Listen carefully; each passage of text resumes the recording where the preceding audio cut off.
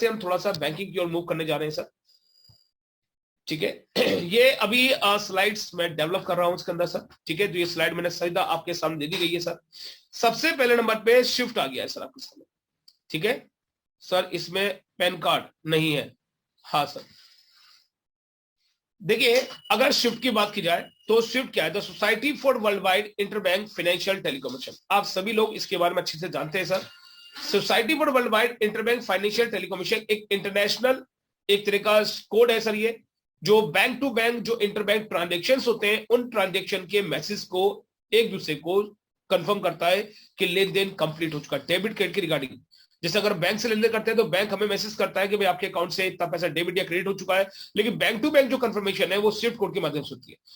अगर बात की जाए तो ऑन एवरेज 15 मिलियन, देखिए 15 मिलियन मैसेज पर डे इस पर एवरेजली क्या होते हैं, मैसेज का आदान प्रदान होता है। स्विफ्ट की स्थापना 1973 में बेल्जियम हुई थी, अंडर बेल्जियम लॉ, बेल्जियम कानूनों के अधीन 1973 में इसकी स्थापना की गई थी और इसका हेडक्वार्टर कहां है? बेल्जियम में सर। ठीक है, SWIFT does not hold fund और manage account on behalf of customer. ठीक है, तो ये आपके फंड्स को या अकाउंट को मैनेज नहीं करता, सिर्फ आपके जो लेन देन के मैसेज है उनको ट्रांसफर करता है। 11,000 प्लस फाइनेंशियल इंस्टीट्यूट इसका जुड़े हुए 200 कंट्रीज एंड टेरिटरीज के साथ। ठीक है, जो 15 मिलियन मैसेज को सेंड करते हैं।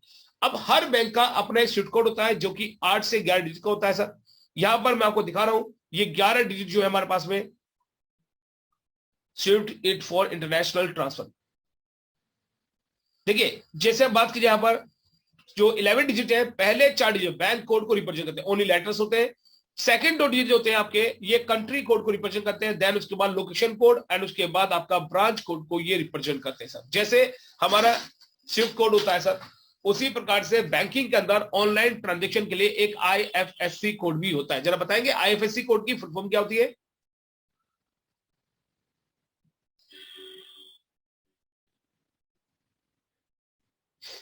आईएफएससी कोड की।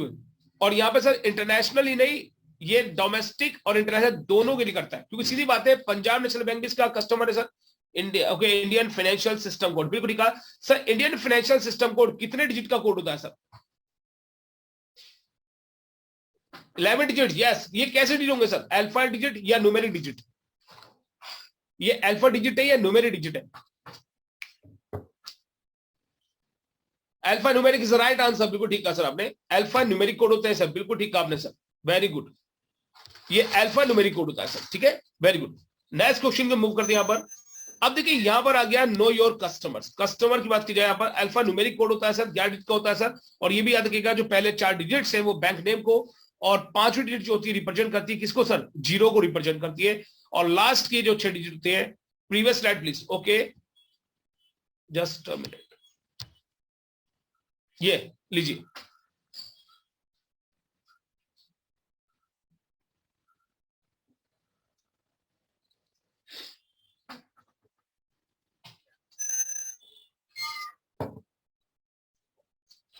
ठीक है, ओके, थैंक्स। ठीक है, चेंज करते हैं स्लाइड के लिए। अब देखिए नो योर कस्टमर्स की बात करते हैं। हाँ, नो योर कस्टमर्स की अगर बात कीजिए यहां पर, तो अपने कस्टमर जानिए। देखिए प्रेजेंट और पास सभी कस्टमर को रीवेरीफाई करने के लिए रिजर्व बैंक ऑफ इंडिया ने केवाईसी नॉर्म्स को इंट्रोड्यूस किया था सन 2010 में सर, पहली बार। और सबसे पहले लॉन्च हुई थी कहां पर सर? ध्यान रखना, दिल्ली एनसीआर में सर। दिल्ली एनसीआर में सबसे पहले केवाईसी नॉर्म्स को लॉन्च किया गया था सर। और केवाईसी नॉर्म्स को जो रखा गया है किस सेक्टर में रखा गया है? ध्यान रखना sir, banking regulation act 1949 section 35A में रखा गया। ध्यान रखें सर, ये भी क्वेश्चन पूछ सकता है आपसे, किस सेक्शन में? 35A में रखा गया है। इसी सेक्शन में आपका रखा गया है बैंकिंग ऑम्बड्समैन। तो बैंकिंग ऑम्बड्समैन और केवाईसी दोनों को ही रेगुलेशन एक्ट के सेक्शन 35A में रखा गया, 35A में इसको रखा गया सर। अब इसका काम क्या है? प्रेजेंट और पास सभी कस्टमर को रिवेरीफाई करना। जैसे कि हम पहले बैंकों में अकाउंट्स खोला करते थे, तो बैंक में होता यह था कि आपके बैंक में 2 जानकार व्यक्ति होते थे, सिग्नेचर होते थे सर। मिनिमम बैलेंस आप मेंटेन करते थे और अकाउंट्स आपका खुल गया सर। उसके बाद क्या होता था कि आप बैंक में जाए ना जाए, आपके सिग्नेचर को देख करके बैंक पेमेंट कर देता। अब क्या होता है, कई सारे फ्रॉड हुए जिसमें सिग्नेचर की नकल कर किसी और व्यक्ति ने पैसे निकाल लिए सर, या बैंक में पैसा पड़ा है सर और किसी फ्रॉड व्यक्ति ने क्या करा कि अकाउंट से लेन देन करना शुरू कर दिया, उस पैसे को कहीं और शिफ्ट कर लिया, देश के खिलाफ इस्तेमाल कर लिया। तो ऐसी जो चीजें थी जो देश के अगेंस्ट जस्ट थी, उसको देखते हुए अपने प्रेजेंट और पास सभी कस्टमर को रीवेरीफाई करने की जरूरत महसूस की गई। इसके लिए फोटोग्राफ, आईडी और एड्रेस प्रूफ की आवश्यकता पड़ेगी सर। अब देखिए क्या होता है सर, ई केवाईसी आज डेट में ई केवाईसी भी की जा सकती है, जिसकी आजकल बैंकों ने नोटिस भी जारी कर रखा है कि सभी जो कस्टमर्स अपने ई केवाईसी भी करा ले सर। देखिए ओवीडीज के अंदर क्या क्या चीज आती है, थोड़ी देर पहले पूछा गया था पैन कार्ड है नहीं, तो PAN card, Aadhaar card, driving licence, voter ID card, passport और नरेगा जॉब कार्ड, ये सभी ओवीडीज की फॉर्म आते हैं, ऑफिशियल वैलिड डॉक्यूमेंट की फॉर्म आते हैं। ये क्वेश्चन याद रखिएगा, ये पूछ सकता है कौन सा ओवीडीज में आता है कौन सा नहीं सर। अब देखिए होता क्या है, जब शुरुआत में 2010 में ये आरबीआई ने जारी किया आदेश कि भाई सभी कस्टमर को, प्रेजेंट और पास कस्टमर को रीवेरीफाई करना जरूरी होगा, तो बैंकों में भीड़ लग गई, कामकाज थोड़ा सा डिस्टर्ब हो गया। इसको देखते हुए आरबीआई ने आधार इज नॉट अवॉइड सर। हाँ, आधार देखिए बता दिया आपके लिए कि आधार कार्ड जो है इसके अंदर लिस्ट में दिया गया था, इसलिए मैंने इसको पॉइंट को वापस लिया सर। अगर ये अपडेटेड है तो बिल्कुल मैं चेक करूंगा इसके लिए सर, फिलहाल लिएगा। अब देखिए यहां पर होता क्या है कि जो कस्टमर्स की जब भीड़ लगनी शुरू हुई, तो कस्टमर को देखते हुए आरबीआई ने इसको कैटेगराइज कर दिया, यानी कस्टमर्स की कैटेगराइजेशन क्या की, उसके डिपॉजिट की भी आप पढ़ सकते हैं। डिपॉजिट बता दूं आपके लिए, सबसे पहले लो रिस्क जोन में कौन से कस्टमर्स आते हैं, ऐसे कस्टमर जिनके डिपॉजिट, अकाउंट डिपॉजिट में 1 लाख रुपया या उससे नीचे का डिपॉजिट होगा सर। मीडियम में बात की जाए तो 1 लाख से लेकर के 3 लाख के बीच जो बैलेंस मेंटेन करते हैं वो मीडियम में आएंगे सर, और 3 लाख रुपए या उससे ऊपर जो अकाउंट बैलेंस मेंटेन करते हैं उन्हें हाई रिस्क जोन में कस्टमर को रखा जाता है सर। तो अब देखिए जिनके अकाउंट में 3 लाख से ज्यादा अमाउंट बैलेंस रहता ही रहता है, ऐसे कस्टमर हाई रिस्क में आते हैं। उनके अकाउंट की सेफ्टी सिक्योरिटी के लिए हर 2 साल में उनको केवाईसी कराना कंपलसरी होगा। लेकिन मीडियम रिस्क की बात की जाए तो जिनके अकाउंट बैलेंस 1 से 3 लाख के बीच रहते हैं उनके लिए हर 8 साल में एक बार केवाईसी कराना कंपलसरी होगा यहां पर, ठीक है। Voice is breaking sir, okay okay, कभी कभी नेटवर्क दिक्कत होता है। श्रीकांता जी अब एक बताइए, आवाज क्लियर है आप सर? ऑडिबल हूं sir? Okay clear, okay. Low risk की बात की जाए तो ऐसे कस्टमर जिनके अकाउंट बैलेंस 1 लाख या उससे नीचे रहते हैं, ऐसे कस्टमर को 10 इयर्स में एक बार केवाईसी कराना कंपलसरी होगा। तो इस बात को भी ध्यान रखें sir. Salaried class in which category, देखिए सैलरीड क्लास की अगर बात किया तो सैलरीड भी जो नॉर्मल आती है सर, वो डिपॉजिट भी यहां पे काउंट की जाएगी इसके अंदर। जो भी सैलरीड क्लास होगा, ठीक है, उसको भी हम लोग जो रखा जाता है इसके अंदर सर, तो सैलरीड आती है हैवी, तो उस केस में जो भी सैलरी है, जैसे हमारी किसी 50,000 रुपए सैलरी आती है मंथली, तो 50,000 के हिसाब से अगर देखा जाए तो ऑन एवरेज बैलेंस के अकाउंट में कितना रहता है सर। अगर उसका अकाउंट बैलेंस रहता है मान लीजिए 1 लाख रुपया या उससे नीचे रखता है सर, सैलरी जाती है 20-25,000 रुपए सैलरी आती है, तो वो लो रिजर्व में काउंट होगा सर। लेकिन सैलरी आ रही है 1 लाख से ऊपर आ रही है, देन उस केस में मिड रिस्क में काउंट होगा सर। तो डिपेंड करेगा ओनली डिपॉजिट पे सर। तो ये कैटेगरीज है, सैलरीड क्लास जो होगा, जितनी सैलरीड है उसके हिसाब से उसको कैटेगराइज यहां पर किया जाएगा। अगर 1 लाख से ऊपर कैटेगरी है, सैलरी है, तो उसके हिसाब से मिड रिस्क में आएगा, 1 लाख से नीचे तो लो रिस्क में काउंट किया जाएगा सर, ठीक है। इसको ध्यान रखिए सर, ओके। यहां पर हमने थोड़ा सा इसके बारे में जान लिया। अब हम देखते हैं यहां पर केवाईसी के बाद एक होता है मनी लॉन्ड्रिंग सर। अब मनी लॉन्ड्रिंग के जो पीएलए एक्शन है उसकी बात करते हैं। करंट के लिए भी सेम कैटेगरी होगी क्या सर?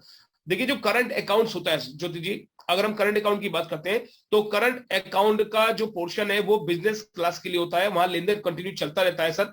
तो करंट अकाउंट को हाई रिस्क में रखा जाता है क्योंकि ट्रांजेक्शन काफी ज्यादा रखे जाते हैं उसके अंदर, तो उनको भी 2 साल में एक बार केवाईसी कराना जरूरी होता है सर, ठीक है। तो देखते हैं ट्रांजेक्शन कितना होता है। तो उनका ट्रांजेक्शन नॉर्मली क्या होता है कि 1-1 लाख से बोलता है, ओवर टाइम लिमिटेशन होती है 2-4 लाख की सर, तो ऑटोमेटिक वो हाई रिस्क में काउंट किए जाते हैं। प्रीवियस स्लाइड, ओके मेहुल जी, मैं आपको प्रीवियस स्लाइड दिखाता हूं, प्लीज चेक, ठीक है।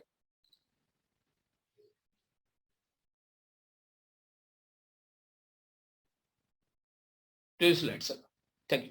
देखिए यहां पर मनी लॉन्ड्रिंग की बात करते हैं, तो मनी लॉन्ड्रिंग एक्टिविटी की बात की जाए तो लॉन्ड्रिंग का मतलब है धोना, काले धन को धोना, सफेद कर देना उसको सर, ठीक है।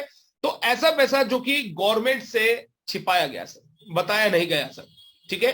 The process of creating the appearance that large amount of money obtain from serious crimes such as during trafficking or terrorist activity oriented from the legitimate source, simply put it is washing, laundering illegally back money by showing it has the legitimate gains by moving it into financial system to make the money white. देखिए simple सी बात है, अगर कोई व्यक्ति income generate करता है अपने बिजनेस से और वो उस इनकम को ट्रांसपेरेंट तरीके से गवर्नमेंट को नहीं बताता है कि उसकी इनकम कितनी जनरेट हो रही है सर, वो नहीं बताता है आपके किसी भी सरकारी डिपार्टमेंट के लिए, तो उस केस में जो पैसा उन्हें छिपा लिया वो ब्लैक मनी में काउंट होगा।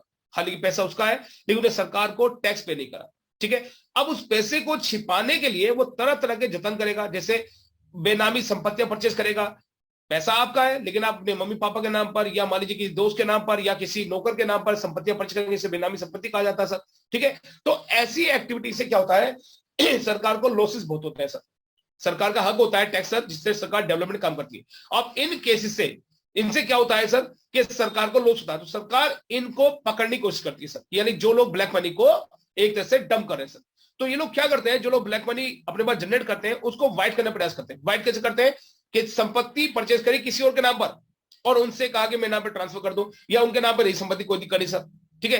तो मल्टीपल अमाउंट में उसको डिस्ट्रीब्यूट कर देते हैं। तो ऐसी एक्टिविटी को पकड़ने के लिए एक कानून आया देश के अंदर सर, जिसका नाम है prevention of money laundering act, जो कि सन 2002 में इंडिया में आया था। अब जिस बारे में समझ लीजिए सर, देखिए इसे पीएमएलए बोला जाता है। ये जो कानून है prevention of money laundering act 2002, ये सन 2002 में आया था सर, लेकिन इंडिया में जो लागू हुआ है, लॉन्च किया गया है, लॉन्च इन इंडिया सन 2005 से पूरे देश में इसको लागू किया गया है सर। अब इस कानून में क्या है कि अगर कोई व्यक्ति इलीगल एक्टिविटी से ब्लैक मनी जनरेट करता पाया जाता है और उसके खिलाफ पुख्ता सबूत है सर, तो उस केस में उसकी प्रॉपर्टी को जब्त कर दिया जाएगा सर, उसकी संपत्ति को सीज कर लिया जाएगा सर पुख्ते से, और उसका यानी क्या होगा, उस पर कुछ पनिशमेंट भी रखी जाएगी। पनिशमेंट क्या होगी सर, उस पर 5 लाख रुपए तक का फाइन और 3 से 7 साल तक की सजा का प्रोविजन है सर, ठीक है। तो देखिए punishment for money laundering, just a minute ma'am, I lecture में 2010 था, ओके ठीक है। तो यहां पर देखिएगा 3 years to 7 years, ठीक है, ध्यान रखिएगा 3 से 7 साल तक की सजा प्रावधान है और 5 लाख रुपए तक का इस पर पेनल्टी का प्रावधान है सर। तो ये पनिशमेंट की पोर्शन है, ध्यान। तो ये क्वेश्चन पूछ सकता है कि पीएमएलए की फुल फॉर्म क्या है, ये कब कानून आया था, 2002 में आया था, लागू कब से हुआ, 2005 से लागू हुआ, क्या पनिशमेंट में, तो 3 से 7 साल की सजा का प्रावधान है और 5 लाख तक का जुर्माने का प्रावधान इसके अंदर किया गया है।